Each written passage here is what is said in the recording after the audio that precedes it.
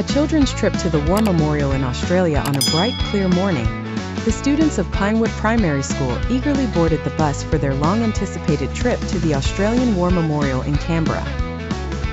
Their teacher, Mrs. Thompson, had spent weeks teaching them about Australia's military history, but today they would witness it firsthand. As the bus neared the memorial, the children's chatter slowly died down.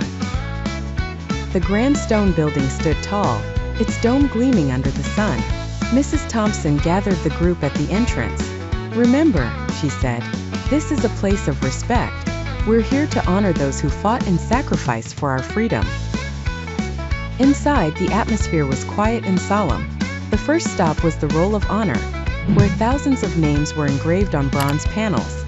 Each name represented a soldier who had died in service. The children stood silently, their eyes wide as they took in the sheer number of names. Olivia, one of the youngest, whispered, "Did all these people die?" Mrs. Thompson nodded gently. "Yes, they gave their lives for our country." The students moved on to the Hall of Memory, where the tomb of the unknown soldier rested. The guide explained how the unknown soldier represented all those who had died, but were never identified. The children stood in silence, absorbing the significance. Jake, always full of questions, raised his hand. "Why don't we know who he is?" The guide replied, "Many soldiers were lost without a trace. This tomb is a symbol for all of them, heroes whose families never knew what happened to them."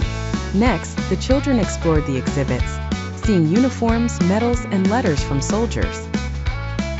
One letter, written by a soldier to his family, caught the attention of Emma, who stood quietly reading it. "He didn't come home, did he?" she asked. "No," Mrs. Thompson said softly.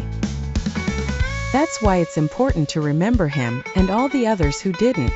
At the end of their visit, the class gathered by the pool of reflection. The water was calm, mirroring the sky above. Each student placed a red poppy near the pool, a final act of respect. On the bus ride home, the usual excitement was replaced with quiet reflection.